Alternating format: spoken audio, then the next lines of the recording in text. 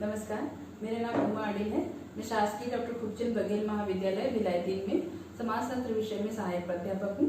आज हम MA sociology के 4th सेमेस्टर के पेपर 18 के यूनिट 1 का एक बहुत ही महत्वपूर्ण टॉपिक है वर्कर्स पार्टिसिपेशन इन मैनेजमेंट या प्रबंध में श्रमिकों की भागीदारी। इस विषय पर यहाँ पर विस्तार से चर्चा करेंगे। आज के समय में हम सभी जानते हैं कि उद्योग जो है हर राष्ट्र के विकास में एक बहुत ही महत्वपूर्ण संस्था बन गई है जिस पर पूरा विकास जो है आधारित हो गया है। यह कहा जाए ये राष्ट्र निर्माण में रीढ़ की हड्डी का कार्य करते हैं। तो इन उद्योगों में काम करने वाले श्रमिक भी बहुत ही महत्वपूर्ण भागीदारी निभाते हैं और इन्हें श्रमिकों को तो राष्ट्र का निर्माता कहा जाता है। और आज के समय में इनको श्रमिकों के जो रोल है या भूमिका है उद्योगों में काफी महत्वपूर्ण हो गया है, इसलिए इनकी उपयोगिता या महत्व है उसको सभी सरकार से लेकर उद्योगपति स्वीकार करते हैं। हमारे पूर्व प्रधानमंत्री माननीय जवाहरलाल नेहरू जी ने तो उद्योगों को आज का आधुनिक तीर्थ कहा था और श्रमिकों को राष्ट्र निर्माता कहा था। तो इसी से हम इनका महत्व जान सकते समझ सकते हैं। अब हम बात करते हैं उद्योगों की, तो आधुनिक उद्योगों की, तो उसमें श्रमिकों की जो महत्व दिन प्रतिदिन बढ़ते जा रहा है और बल्कि उनको आज के समय में तो बहुत सारे उद्योगों में उनको भागीदार या साझेदार के रूप में भी मान्यता दी जाती है। तो श्रमिकों की प्रबंध में भागीदारी एक बहुत ही महत्वपूर्ण आज के समय में मुद्दा बन गया है और अधिकांश उद्योगपति जो है इस फैक्टर को या इस बात को ध्यान में रखकर आज अपने उद्योगों के विकास में लगे हुए हैं। तो इसकी स्वीकार्यता जो है बढ़ चुकी है। विस्तृत में अगर हम देखें तो श्रमिकों की जो प्रबंध में भागीदारी है सहभागिता है उसका अर्थ यह होता है कि श्रमिक को उन उद्योगों में सिर्फ पारिश्रमिक न देकर उनको और उचित सम्मान या उनको प्रबंध में निर्णय लेने की अवसर प्रदान करना या उनका सजेशंस लेना, ये सारी चीजें जो है श्रमिक सहभागिता के अंतर्गत आता है। और शब्दों में अगर हम कहें तो श्रमिक जो है उद्योगों में शारीरिक श्रम करने के साथ साथ उसके विकास में भी महत्वपूर्ण योगदान निभाते हैं। तो जो इस वर्कर्स पार्टिसिपेशन या श्रमिकों की जो भागीदारी है उसको सुविधा अनुसार अलग अलग नाम दिया गया है। उद्योगपति जहां इसको ज्वाइंट कोऑपरेशन कहते हैं, तो जो सरकार है उसको औद्योगिक प्रजातंत्र के नाम से इसको नाम देती है इसको। तो इस तरीके से विभिन्न नामों से हालांकि इसको जाना जाता है, लेकिन फिर भी इसकी जो महत्वपूर्ण इसकी जो उपयोगिता है उद्योगपतियों के साथ साथ श्रमिकों के लिए भी बहुत ही महत्वपूर्ण है। इसके बाद इसको परिभाषित करते हुए डॉक्टर केसी अलेक्जेंडर ने कहा था, श्रमिक सहभागिता तब कहा जा सकता है जब श्रमिकों को प्रबंध के अंतर्गत विभिन्न क्षेत्रों में निर्णय प्रक्रिया को प्रभावित करने का समुचित अवसर दिया जाता है। अर्थात परिभाषा से स्पष्ट है कि श्रमिक भी उद्योगों के जो प्रबंध है या प्रबंधक जो समिति है उसमें निर्णय की जो प्रक्रिया होती है उसमें जब महत्वपूर्ण भूमिका निभाते हैं तो उस स्थिति में हम श्रमिक सहभागिता कहते हैं या प्रबंध में श्रमिकों की भागीदारी कहते हैं। इसकी विशेषताओं को हम देखते हैं।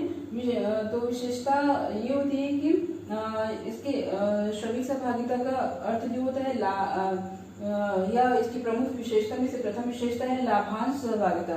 लाभांश सहभागिता का अर्थ ये होता है कि जो लाभ होता है उसमें श्रमिक जो है अपने जो शारीरिक श्रम करते हैं उसका तो उनको जो भुगतान किया ही जाता है, उसके अलावा जो लाभ होता है उद्योगों में उसके भी कुछ हिस्से या भाग को उनको प्रदान किया जाता है। तो उस स्थिति को हम लाभांश सहभागिता कहते हैं। दूसरा है पूंजी सहभागिता। तो पूंजी सहभागिता वह स्थिति है जिसमें जो मजदूर होते हैं उनको जो उद्योग की जो पूंजी है उसी में ही भागीदार बना लिया जाता है। तो यह जो है दूसरी स्थिति होती है। ये जो लाभांश सहभागिता है वो मतलब पहली स्थिति होती है, या कहें कि ये कम पार्टिसिपेशन वाली स्थिति है और पूंजी सहभागिता उससे अपेक्षाकृत थोड़ी बड़ी सहभागिता वाली स्थिति है। इसके बाद हम प्रबंध सहभागिता को देखते हैं। तो प्रबंध सहभागिता वह स्थिति है जिसमें मजदूरों को प्रबंध के निर्णयों में सुझाव देने या विभिन्न प्रकार के सहयोग देने के लिए अवसर दिया जाता है। इसके बाद हम त्रिमुखी सहभागिता को देखें तो त्रिमुखी सहभागिता की यह विशेषता है कि इसमें श्रमिकों को जहाँ उनका जो शारीरिक श्रम है उसका भी भुगतान किया जाता है, लाभांश भी प्रदान किया जाता है और प्रबंध में भी उनको सहभागिता दी जाती है। तो इस तरीके से हम इसके 4 प्रमुख विशेषताओं को यहाँ पर देखते हैं, जो कि वर्कर्स पार्टिसिपेशन इन मैनेजमेंट के बहुत ही ये संपूर्ण विशेषता को ये चारों पॉइंट जो है बताते हैं। औद्योगिक प्रजातंत्र की अवधारणा को समझते हैं, जो कि श्रमिकों के प्रबंध में जो भागीदारी है, साझेदारी है, उसी का ही एक अन्य नाम कह सकते हैं। औद्योगिक प्रजातंत्र की अवधारणा का अर्थ यह होता है कि जो प्रजातंत्र की अवधारणा है या लोकतंत्र का जो मूलभूत सिद्धांत है, उसी सिद्धांत से उद्योगों में जो प्रबंधन है उसको संचालित करना औद्योगिक प्रजातंत्र कहलाता है। क्योंकि उद्योगों की स्थापना भी जो है प्रबंधन, वितरण और उसका संचालन, ये जो समस्त प्रक्रिया है वो लोकतंत्र के भांति ही जब श्रमिकों को उसमें स्थान देकर किया जाता है तो तब इस सिद्धांत को हम औद्योगिक प्रजातंत्र कहते हैं। इसके बाद हम प्रबंध में श्रमिकों की भागीदारी के क्या उद्देश्य हैं, इसको हम देखते हैं पॉइंट वाइज। तो अनेक विद्वानों ने इसके अनेक उद्देश्य बताए हैं श्रमिकों की भागीदारी के जो प्रबंध में। तो इसको हम देखें तो सबसे पहले हम आर्थिक उद्देश्यों को देखते हैं।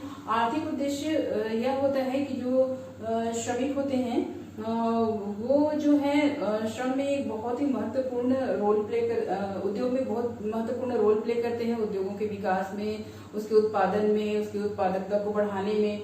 तो इस स्थिति में जो के तहत अगर हम श्रमिकों को यह महसूस कराएं कि या उनको यह अवसर दिया जाए कि वो भी उद्योगों के एक हिस्सा है, एक भाग है, या उनको प्रबंध में या निर्णय लेने में किसी प्रकार की स्वतंत्रता मिल सकती है या अवसर प्रदान किया जा सकता है, तो उस स्थिति में श्रमिक जो है काफी मन लगाकर काम करते हैं और इसका जो असर होता है उत्पादकता और उत्पादन पर होता है और अंततः इससे उद्योगों को लाभ प्राप्त होता है। तो आर्थिक उद्देश्य काफी महत्वपूर्ण है। इसके अलावा हम देखते हैं कि इस आर्थिक उद्देश्य के अंतर्गत उत्पादन को बढ़ाना, उत्पादकता में वृद्धि करना, ये भी एक प्रमुख उद्देश्य है। साथ ही सहयोग प्राप्त करना, संबंधों में सुधार करना, ये सब आर्थिक उद्देश्य हैं। और आर्थिक स्थिति में सुधार करना और इसके साथ साथ उत्पादन क्षमता में भी सुधार करना जो प्रमुख आर्थिक उद्देश्य हैं, जिसको लेकर जो संचालित किया जाता है उद्योगों का। उसके बाद है सामाजिक उद्देश्य। हम सभी जानते हैं कि मनुष्य एक सामाजिक प्राणी है, वो समाज में रहते हैं, तो समाज में अपने लिए एक सम्मान, एक उच्च स्तर की आकांक्षा करते हैं। तो उस स्थिति में जब वो उद्योगों में काम करने के लिए आते हैं तो कहीं न कहीं इस भावना को वहाँ भी वो चाहते हैं कि ये भावना उनका वहाँ भी पूरा हो।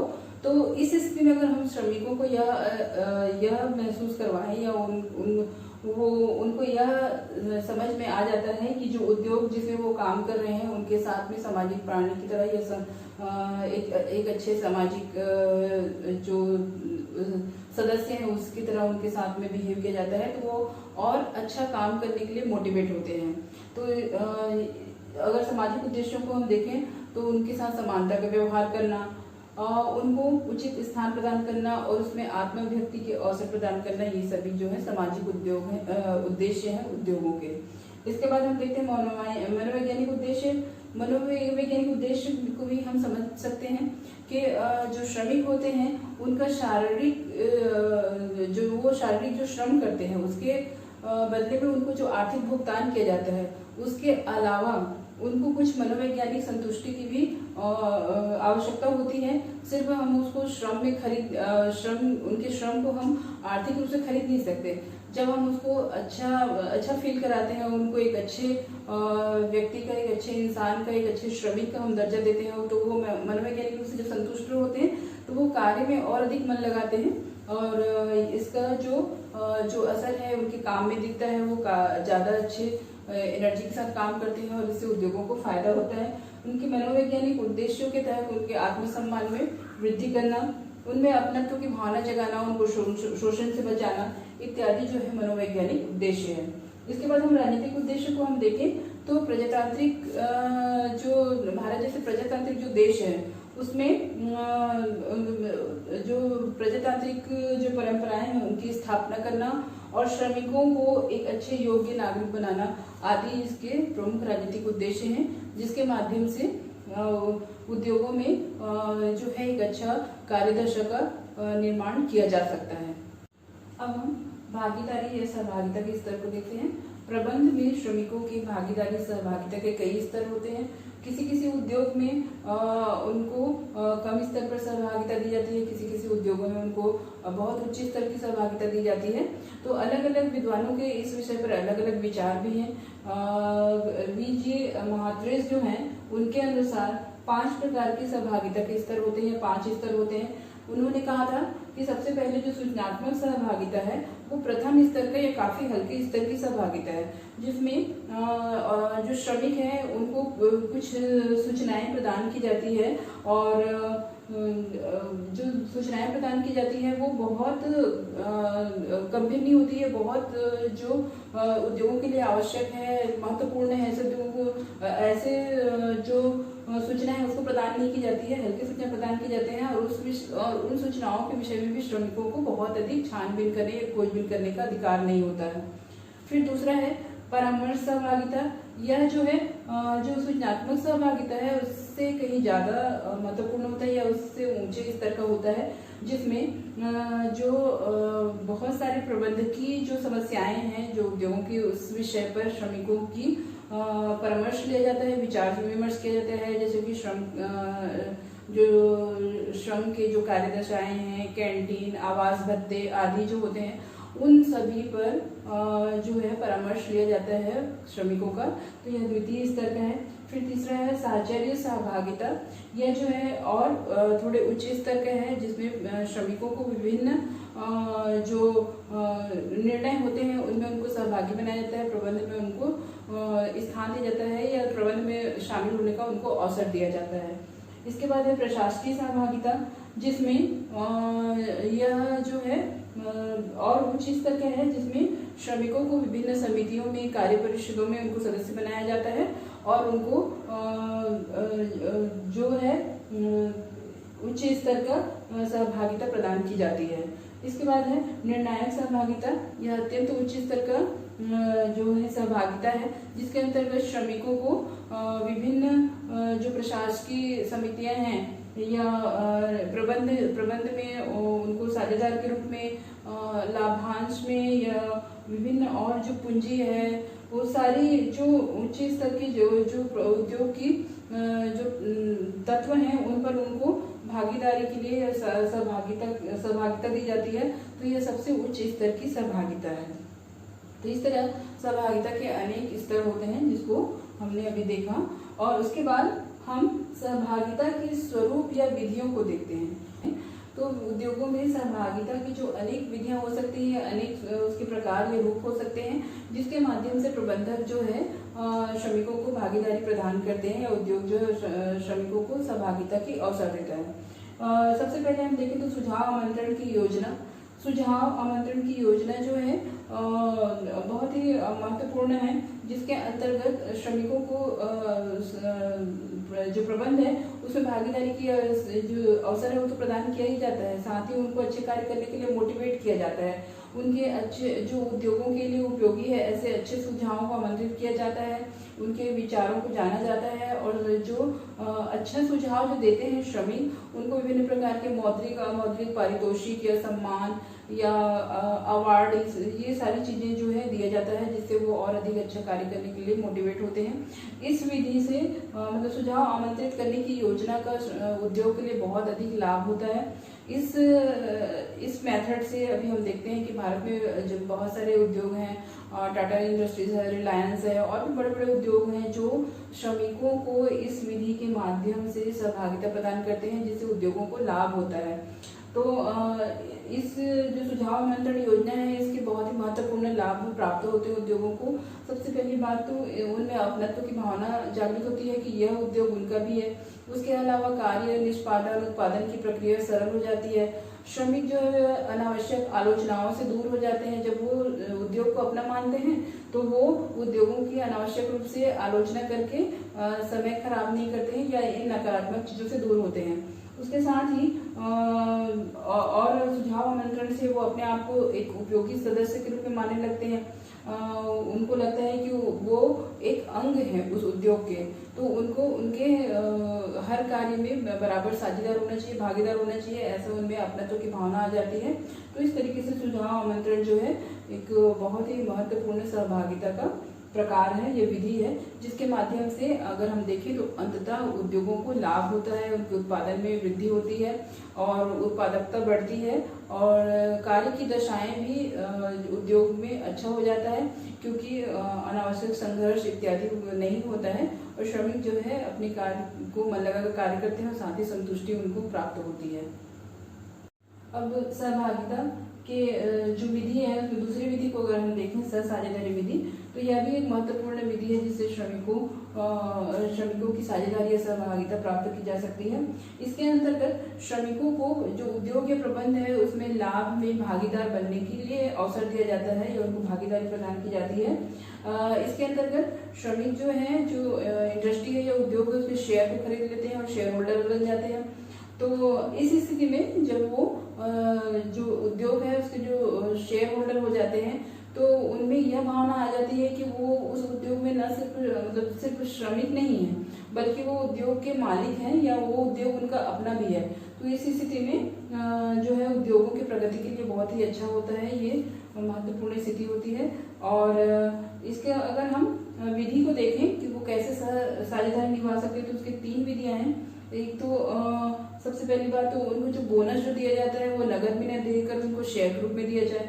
दूसरा कि वो उनको पहले से शेयर खरीदने के लिए अवसर प्रदान किए जाए। और तीसरा ये होता है कि स्टॉक एक्सचेंज के जो शेयर्स हैं उसको कंपनी खुद खरीदे और उनमें उसके बाद उनको श्रमिकों को खरीदने के लिए उनको अवसर प्रदान करे। तो इन 3 मेथड से जो सहसाझेदारी की पद्धति है उसको अपनाया जा सकता है, ये साझेदारी उनको दिया जा सकता है श्रमिकों को।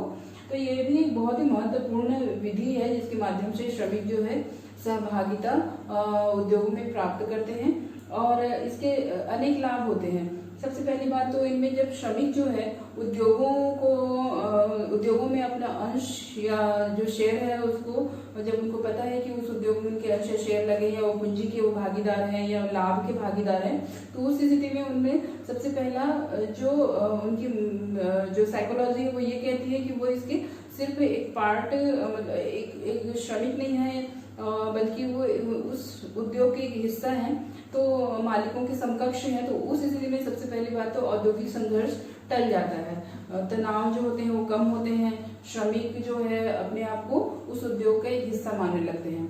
और अगर हम देखें तो सहसाझेदारी से श्रमिकों को में अपने उद्योगों के लिए अपनत्व की भावना आती है, एक अच्छी कार्यदशा का निर्माण होता है और वो उनको वो जब पूंजी या लाभ में अपने आप को भागीदार जब वो समझते हैं तो फिर ये मनोवैज्ञानिक रूप से उनके लिए ये उनका आत्मविश्वास बढ़ाने वाला कारक होता है। तो इसे श्रमिक जो है उनकी कार्यक्षमता में वृद्धि होती है और इससे अंततः जो लाभ होता है उद्योगों को होता है क्योंकि इससे उत्पादन वृद्धि होती है, उत्पादकता में वृद्धि होती है। तो इस तरीके से अगर हम देखें तो सहसाझेदारी जो है उद्योगों के साथ साथ श्रमिकों अर्थात दोनों के लिए बराबर ही महत्वपूर्ण एक स्थिति है, ये महत्वपूर्ण प्रक्रिया है जिसके माध्यम से दोनों को ही लाभ होता है। श्रमिक सहभागिता के स्वरूप या विधियों के अगर और एक विधि को हम देखें तो संचालक मंडल में श्रमिकों का प्रतिनिधि मंडल नियुक्त करके भी उनको सहभागिता या साझेदारी दी जा सकती है। इसके भी 2 विधियां होती हैं। पहली विधि तो हमने सहसाझेदारी का देख लिया, वो भी जो संचालक मंडल में श्रमिकों की भागीदारी का एक विधि है। और दूसरा ये है कि जो श्रमिकों के प्रतिनिधि है उनको जो प्रबंध मंडल है, संचालक मंडल है, उसमें नियुक्ति देकर या उनके प्रतिनिधियों को उसमें अवसर देकर भी सहभागिता को बढ़ाया जा सकता है। इससे इस प्रक्रिया में श्रमिकों के 1 या 2 प्रतिनिधि को संचालक मंडल में लिया जा सकता है और उनको वही अधिकार दिया जाना चाहिए जो या अधिकार प्राप्त होना चाहिए जो प्रबंध के संचालकों को है। तो इससे वो निर्णय जो प्रक्रिया है या जो मैनेजमेंट है उसमें अपना स्थान पाकर वो जो चीजें हैं उनको ज्यादा जिम्मेदारी से या अपने उत्तरदायित्व को ज्यादा जिम्मेदारी से निर्वाह करने की कोशिश करते हैं। और इसके अगर लाभ को हम देखें तो इसके कई लाभ होते हैं। पहली बात तो ये है कि श्रमिकों को ये लगता है कि अब उनके हितों की रक्षा हो रही है और उनको विश्वास होता है, इससे संघर्ष टलते हैं। और अगर उनको विश्वास होता है कि उनके हितों की रक्षा हो रही है तो वो जो अनावश्यक जितने भी प्रकार के जो औद्योगिक अशांति उत्पन्न करने वाली बातें हैं उसको भी अवॉइड करना शुरू कर देते हैं या थोड़ी सी सहनशीलता का परिचय देते हैं। तो ये एक संचालक मंडल नियुक्त होने से या संचालक मंडल में श्रमिकों के प्रतिनिधियों को नियुक्त होने से उद्योग की जो कार्य दशाएं हैं, जो वातावरण है, बहुत कुछ सकारात्मक होने लगता है और ये दोनों के हित में होता है, श्रमिकों के हित में भी होता है और संचालकों के हित में भी होता है या प्रबंधकों के हित में भी होता है। तो ये काफी महत्वपूर्ण प्रक्रिया है जिससे श्रम में श्रमिकों की सहभागिता को बढ़ाया जा सकता है। इनसे उनके आत्मसम्मान की भी अहम की भी तुष्टि होती है और वो अपने कार्य से संतुष्ट होते हैं। तो इस तरीके से और जो नियमों का क्रियान्वयन है उसकी भी जो क्रियान्वयन वो ज्यादा अच्छे तरीके से होता है, क्योंकि जब वो नियम जो बनाए जाते हैं उनमें संचालक मंडल में जो होते हैं वो श्रमिकों के प्रतिनिधि होते हैं, तो वो इस चीज को ज्यादा अच्छे से कम्युनिकेट करते हैं कि जो नियम बनाए गए हैं वो सभी के हितों के लिए है, श्रमिकों का तो हित है ही उसमें, उद्योगों के हितों के लिए है। तो इस तरीके से वातावरण काफी अच्छा हो जाता है और क्रियान्वयन जो नियमों का है वो भी आसान हो जाता है। उद्योग में श्रमिकों की सहभागिता का एक बहुत ही और प्रचलित और बल्कि सबसे अच्छी विधि जो है संयुक्त प्रबंध परिषदें हैं, जिसके अंतर्गत प्रबंध के प्रतिनिधि या जो उद्योग है उनके प्रतिनिधि और श्रमिकों के प्रतिनिधियों को मिलाकर परिषदों को गठन किया जाता है और उसमें दोनों समान रूप से आमने सामने बैठकर विचार विमर्श कर नियमों को बनाते हैं, उनके क्रियान्वयन के लिए बातें करते हैं। तो इसके अंतर्गत विभिन्न जो सुझावात्मक बातें हैं वो आती हैं श्रमिकों की तरफ से। तो और जो इसमें जो निर्णय लिया जाता है वो प्रायः से सुझावात्मक होता है, परंतु फिर भी उसको प्रबंध के द्वारा मान लिया जाता है, क्योंकि ये इन नियमों का निर्माण या नीतियों का निर्धारण दोनों पक्षों की तरफ से समन्वय से या तालमेल से या आपस में विचार विमर्श करके किया गया होता है। और इसके अंतर्गत कार्य की दशाओं का, कार्य के वातावरण का और भी जो उद्योगों को प्रभावित करने वाले, श्रमिकों को प्रभावित करने वाले सभी बातों पर डिस्कस किया जाता है। परंतु फिर भी इसमें जो बोनस है, प्रॉफिट का जो वितरण है या मजदूरी की दरें हैं, इन सभी चीजों को अलग रखा जाता है। इनको संयुक्त प्रबंध परिषद के माध्यम से डिस्कस नहीं किया जाता है, क्योंकि इसको सामूहिक सौदेबाजी के माध्यम से इन सब बातों पर फोकस किया जाता है या इनका डिस्कस किया जाता है, यानी उसका निर्धारण किया जाता है। तो संयुक्त परिषदें जो हैं, संयुक्त प्रबंध परिषदें जो है उद्योगों के कार्य प्रणाली के लिए बिल्कुल ऑक्सीजन की तरह कार्य करता है, क्योंकि इसमें जो श्रमिक हैं या उनके प्रतिनिधि हैं वो जब जो उद्योग के प्रतिनिधि हैं उनके समकक्ष बैठते हैं तो उनको काफी अच्छा मतलब अच्छा फील होता है और उनमें आत्मविश्वास आता है, उनमें आत्मबल का संचार होता है और उनमें हीन भावना दूर होता है। और ये जो मैत्रीपूर्ण माहौल में जो वो कार्य करते हैं इसको वो अपने श्रमिकों तक भी कम्युनिकेट करते हैं, तो श्रमिकों को भी अच्छा लगता है। तो इस तरीके से हम देखें तो संयुक्त प्रबंध परिषदें जो है उद्योगों के लिए बहुत ही महत्वपूर्ण होता है, जिसमें एक अच्छे वातावरण का निर्माण करके फिर कार्यों का संचालन या संपादन किया जा सकता है। और श्रमिकों को सहभागिता देने का एक पांचवा और अंतिम हम विधि को अगर देखें तो वो है कार्य समितियां। कार्य समितियां भी बहुत प्रभावी रूप से उद्योगों में श्रमिकों की सहभागिता को लेकर कार्य करती है। इसमें संयुक्त प्रबंध परिषदों से डिफरेंस ये होता है कि इसमें श्रमिकों के प्रतिनिधि और उद्योगों के प्रतिनिधियों की नियुक्ति जो है समान संख्या में होती है, अर्थात दोनों बराबर संख्या में होते हैं। और इसमें भी सभी जो उद्योग की समस्याओं से संबंधित जितनी भी बातें हैं उस पर विचार विमर्श किया जाता है, उसकी जो समस्याएं हैं उनका समाधान का प्रयास किया जाता है। और इसमें जो संयुक्त परिषद है उससे एक बेसिक डिफरेंस ये होता है कि ये सिर्फ परामर्शदात्री समितियां होती है। इनके जो सुझाव आते हैं उनको मानना न मानना पूरी तरीके से प्रबंधकों के अधिकार क्षेत्र में होता है। तो ये भी कार्य करने का या श्रमिकों को सहभागिता देने का, उनको आत्मविश्वास दिलाने का ये बहुत ही अच्छा माध्यम है, जिसके या उनके अहम को संतुष्ट करने का, जिसके माध्यम से श्रमिकों का लगाव या जुड़ाव जो उद्योगों से होता है वो उसमें अपने बराबर का भागीदार समझते हैं। तो इससे उद्योगों का जो वातावरण है वो सकारात्मक होता है। अब हम प्रबंध में सहभागिता या भागीदारी के महत्व, उसकी आवश्यकता या लाभ को हम देखते हैं। तो इसका बहुत ही अधिक लाभ होता है, बहुत अधिक महत्व है उद्योगों में। जैसे कि हम जानते हैं कि किसी भी देश की तीव्र आर्थिक प्रगति जो है उसके उद्योगों की प्रगति पर ही निर्भर करता है। ये तीव्र आर्थिक विकास के लिए उद्योगों को सशक्त होना चाहिए, अधिक उत्पादन क्षमता वाला होना चाहिए। और उद्योगों में जो उत्पादन है या उत्पादकता है उसकी वृद्धि तब होगी जब उसमें श्रम और श्रमिकों की और प्रबंधकों की समन्वय होगा, तालमेल होगा, उनकी आपस में समझदारी होगी, साझेदारी होगी। तो इस स्थिति में ही प्रबंध में जो है एक अच्छा माहौल रहता है, एक अच्छा वातावरण रहता है, जिसमें श्रमिक जो है संतुष्ट होकर कार्य करते हैं। तो उस स्थिति में ही जो है उद्योगों से अधिक लाभ प्राप्त किया जा सकता है या उसके महत्व जो है और अधिक बढ़ता है। और यह स्थिति हमें तब प्राप्त होती है जब हम श्रमिकों को उसमें भागीदार बनाते हैं, तभी जो है औद्योगिक जो वातावरण है वो शांत होता है, औद्योगिक शांति होती है, प्रोडक्शन में वृद्धि होती है। तो इसको अगर हम इनके लाभ और महत्व को पॉइंट वाइज देखें तो अनेक पॉइंट्स हैं। जैसे सबसे पहले हम देखते हैं पारस्परिक सद्भाव की स्थापना। इसमें उद्योगपति और जो श्रमिक के प्रतिनिधि हैं उनके बीच में अच्छा तालमेल होता है, तो अच्छे औद्योगिक संबंध बनते हैं और इससे एक पारस्परिक एक दूसरे के विचारों का वो आदर करते हैं, सम्मान करते हैं, सुझावों को अमल में लाते हैं। तो इस स्थिति में एक अच्छा वातावरण निर्मित होता है और अच्छे औद्योगिक सद्भाव की स्थापना होती है और इससे उत्पादन में वृद्धि होती है। दूसरा हम देखते हैं औद्योगिक शांति। औद्योगिक शांति भी उद्योगों के उत्पादन के लिए, उत्पादन क्षमता में वृद्धि के लिए, उनकी उत्पादकता में वृद्धि करने के लिए बहुत ही आवश्यक तत्व है, जिसके माध्यम से वो आपस के मनमुटाव को, संघर्षों को छोड़कर एक साथ अच्छे से तालमेल बनाकर कार्य करते हैं, तब औद्योगिक जो है शांति स्थापित होती है।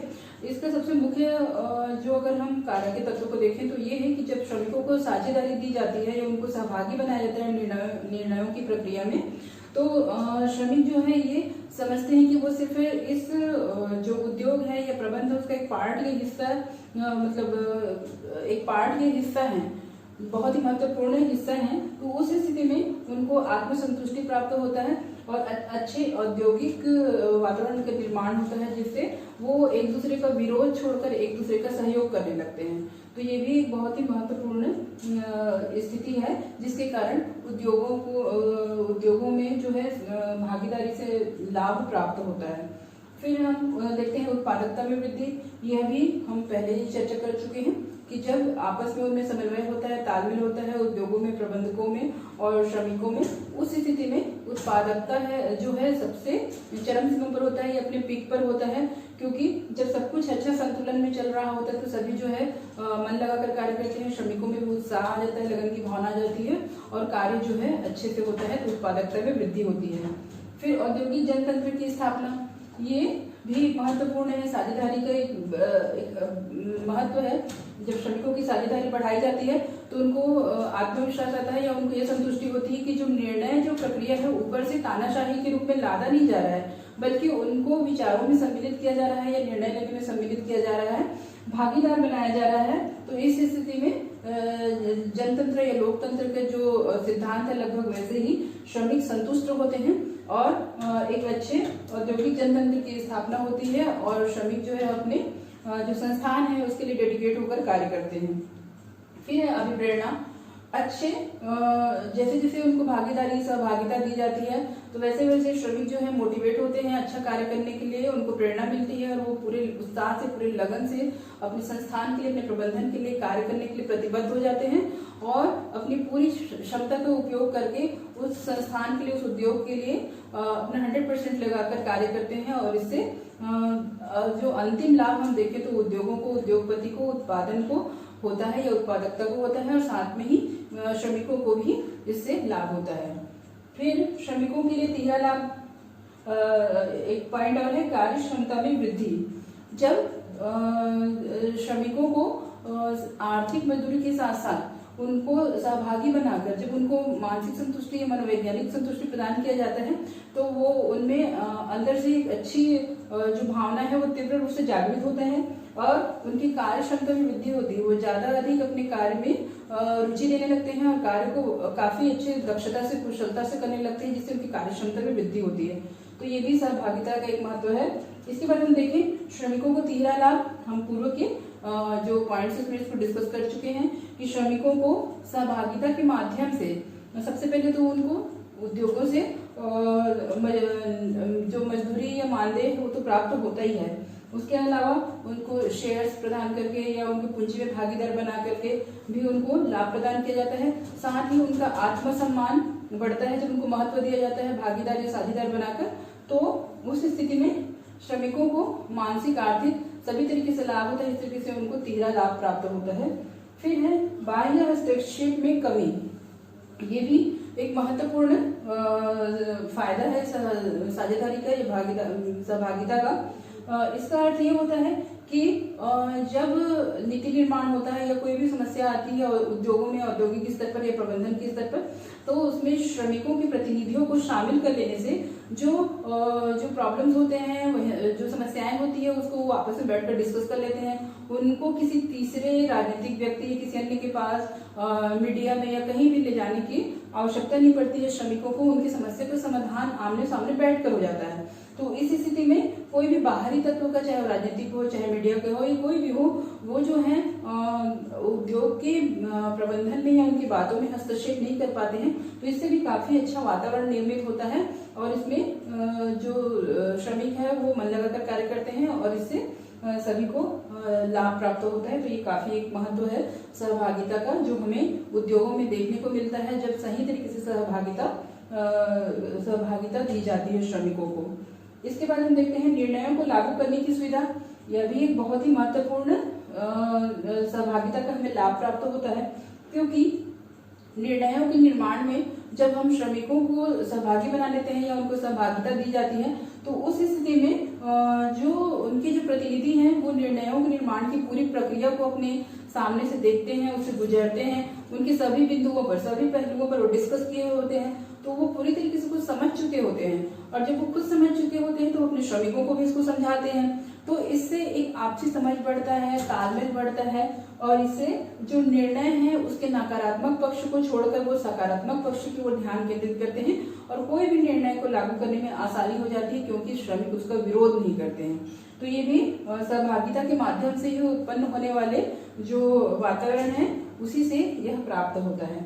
फिर हम और पॉइंट्स देखें तो श्रमिकों का उच्च सामाजिक स्तर, हम पूर्व में ही इसकी चर्चा कर चुके हैं कि जो श्रमिक जो होते हैं एक सामाजिक प्राणी होते हैं और वो आर्थिक अपनी आवश्यकताओं की पूर्ति के लिए उद्योगों में लाभ करते हैं, काम करते हैं और उसके बाद भी उनको सिर्फ शारीरिक जो आर्थिक शारीरिक जो आवश्यकता है उसकी संतुष्टि के साथ साथ जब उनको सहभागी बनाकर उनको सामाजिक सम्मान प्राप्त किया जाता है तो उनमें जो उनको महसूस होता है कि वो सामाजिक स्तर में कहीं न कहीं उच्च हो गए हैं या ऊंचे हो गए हैं, वो भी प्रबंधकों की जैसे हैं, उनकी बातों को सुना जाता है तो उनका भी उतना महत्व है जितना प्रबंधकों का है।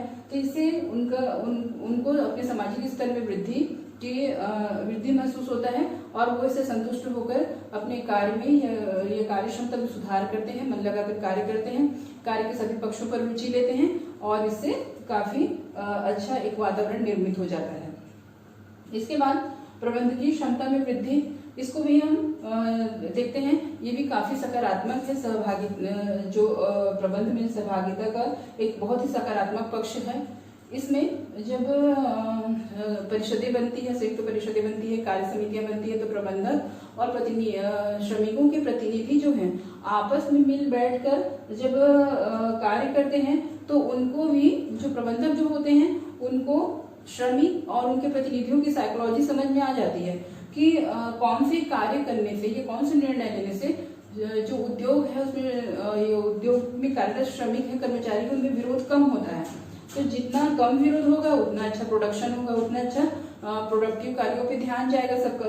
इसीलिए प्रबंधक भी जो है अपनी प्रबंधकीय क्षमता में वृद्धि करते हैं। उनका डिसीजन मेकिंग जो है आसान हो जाता है, क्योंकि वो श्रमिकों के पक्ष को सुनते हैं और उसके अनुसार जो आवश्यक होता है उसको निर्णय लेते हैं। तो इस तरीके से समस्या का समाधान अच्छा भी होता है और प्रबंधकों की प्रबंधकीय क्षमता में वृद्धि होता है। तो ये जो है सहभागिता जब रहता है श्रम में या उद्योग में, तभी यह स्थिति आ पाती है। तो ये भी इसका बहुत ही महत्वपूर्ण लाभ है श्रमिकों की सहभागिता का। इसके बाद उद्योगों का समाजीकरण। उद्योगों का समाजीकरण भी जो सहभागिता का एक पहलू है, जिसके माध्यम से उद्योगों में संपूर्ण जो निर्णय की जो प्रक्रिया है उसमें श्रमिकों को सहभागिता दी जाती है, साझेदारी दी जाती है, भागीदारी दी जाती है। तो एक अच्छे सामाजिक वातावरण का निर्माण होता है और इससे जो श्रमिक हैं वो उनका अपने उद्योगों से लगाव बढ़ते जाता है और वो उस वातावरण को अपने सामाजिक परिवेश की तरह समझकर फिर उस पर अच्छे से कार्य करते हैं, अपने कार्यों पर ध्यान फोकस करते हैं। तो इस तरीके से एक अच्छे वातावरण का निर्माण होता है और वहाँ पर कार्य भी अधिक होता है, प्रोडक्शन भी अधिक होता है। अन्य लाभ और हमें प्राप्त होते हैं, जितना हमने डिस्कस किया। उसके अलावा भी कई प्रकार के अन्य लाभ प्राप्त होते हैं। जब श्रमिक जितना अधिक भागीदार बनते हैं अपने उद्योगों में, जितनी अधिक उनको सहभागिता दी जाती है, उतना अधिक उनमें अनुशासन में वृद्धि आती है, आत्मबल आता है, आत्मविश्वास आता है, अनावश्यक वो अनुपस्थित नहीं रहते हैं, उनकी उपस्थिति में वृद्धि होती है। तो इस तरीके से हमें अन्य और भी लाभ दिखाई देते हैं और इन सभी को हम देखते हैं ओवरऑल, तो हमें उद्योगों के लिए सहभागिता के माध्यम से लाभ ही लाभ ज़्यादा दिखाई देता है। इनके माध्यम से हानि कम होती है, लाभ ज़्यादा प्राप्त होता है। तो इन सभी बिंदुओं को हमने विस्तार से चर्चा करके इनके लाभ का, इनकी आवश्यकता का, इनके महत्व का हमने देखा। ये बहुत ही आवश्यक और महत्वपूर्ण है प्रक्रिया है उद्योगों के लिए और श्रमिकों के लिए। अभी हम जो श्रम में या प्रबंध में श्रमिकों की सहभागिता को जो हमने देखा, उनकी साझेदारी का महत्व, आवश्यकता और लाभ को जब हमने देखा तो हमने काफी सारे पॉइंट्स डिस्कस किए और हमें इससे यह फील होता है, यह महसूस होता है कि ये जो है बहुत अच्छी सिस्टम है, इसमें कोई दोष है ही नहीं। जबकि हम वास्तविकता में देखें या प्रैक्टिकली जब जिसका इम्प्लीमेंट होता है जब इसका, तो इसमें बहुत सारे दोष भी हमें दिखाई देते हैं, जिन दोषों का निवारण भी बहुत आवश्यक होता है। सबसे पहले अब इनके सहभागिता या भागीदारी के दोष को अगर हम देखें तो सबसे पहले जनतंत्रात्मक व्यवस्था के दोष। हम सहभागिता के माध्यम से उद्योगों में जनतंत्रात्मक या डेमोक्रेसी या लोकतंत्र के जो सिद्धांत है उसको अपनाने की कोशिश करते हैं, लेकिन इस स्थिति में एक बहुत बड़ी आलोचना उभर कर ये आती है कि हमारे देश में जो श्रमिक है अधिकांश जो है अशिक्षित है, अज्ञानी है या रूढ़िवादी हैं, वो बहुत कम पढ़े लिखे हैं, बहुत ज़्यादा शिक्षित नहीं है। उस स्थिति में उनको बहुत आसानी से उनको डाइवर्ट किया जा सकता है, उनको गलत दिशा में उनको मोल्ड किया जा सकता है। तो इस तरीके से उनके लाभ उठाए जाने की एक संभावना हो जाती है। और दूसरा इसमें एक तत्व और है कि आज हमारे देश में बहुत सारी राजनीतिक पार्टियां हैं और अधिकांश जो इनके जो लीडर्स होते हैं, श्रमिक जो नेता होते हैं, यूनियन लीडर होते हैं, वो किसी न किसी राजनीतिक पार्टी से संबद्ध होते हैं।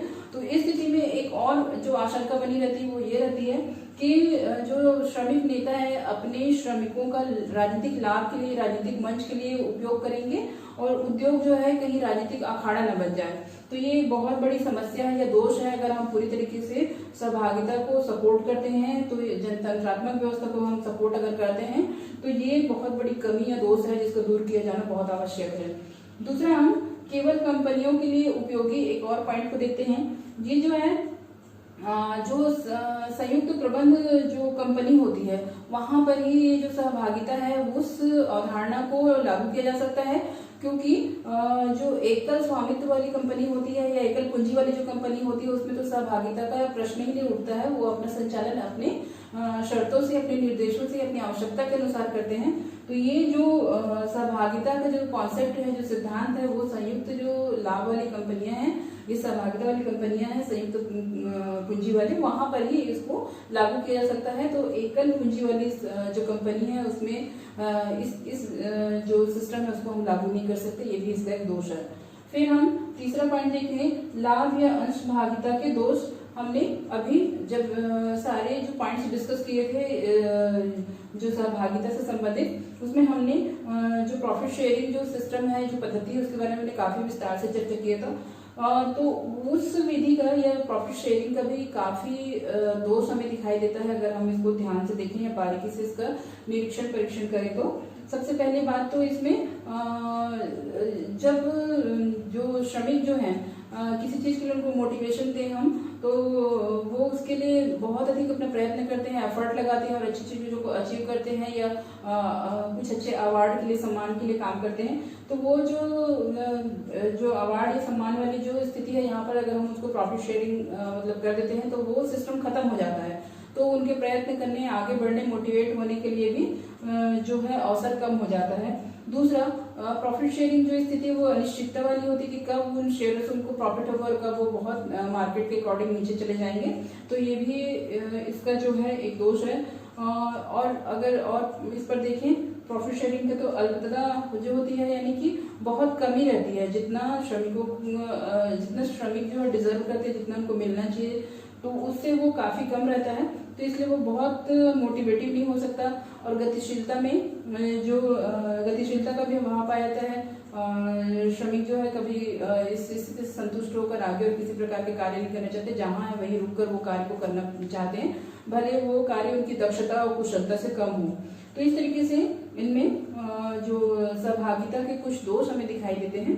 परंतु ओवरऑल अगर हम देखें तो सहभागिता जो है एक उद्योगों में एक गुण दोषों की समीक्षा करके अगर हम यह निष्कर्ष निकालें तो निष्कर्षता ये कह सकते हैं कि उद्योगों में सहभागिता जो है एक प्राणवायु की तरह, एक संजीवनी की तरह काम करता है, जो उद्योगों को गति देता है, दिशा प्रदान करता है, उत्पादन में वृद्धि करता है, उत्पादकता में वृद्धि करता है, एक अच्छी कार्य दशा का निर्माण करता है। श्रमिकों को और प्रबंधकों को, मालिकों को, सभी को इससे लाभ प्राप्त होता है। और कहीं न कहीं बहुत सारे विद्वानों का यह विचार है कि ये जो है आर्थिक दृष्टिकोण से कहीं ज्यादा एक नैतिक महत्व का प्रश्न है। क्योंकि जब हम जो मनुष्य, जो एक मानव होते हैं, उसको हम नैतिक रूप से उनको संतुष्ट करते हैं तो उनकी कार्यक्षमता, दक्षता तो संतुष्ट होती है। उनके जो मनोवैज्ञानिक जो अहम है उसकी भी पुष्टि होती है, संतुष्टि होती है, तो वो काफी अच्छे से कार्य कर पाते हैं। इस विषय पर महात्मा गांधी जी का विचार जो है बहुत ही महत्वपूर्ण है। उन्होंने कहा था कि जब श्रमिकों को प्रबंध में या उद्योगों में भागीदारी दी जाएगी तो यह देश हित में, समाज हित में, श्रमिक हित में, सभी के हित में होगा। तो इस तरीके से सहभागिता के अनेक सकारात्मक पक्ष हैं और इसका जो सहभागिता को सभी उद्योगों में अपनाए जाने से इसके लाभ ही लाभ हमें दिखाई देता है।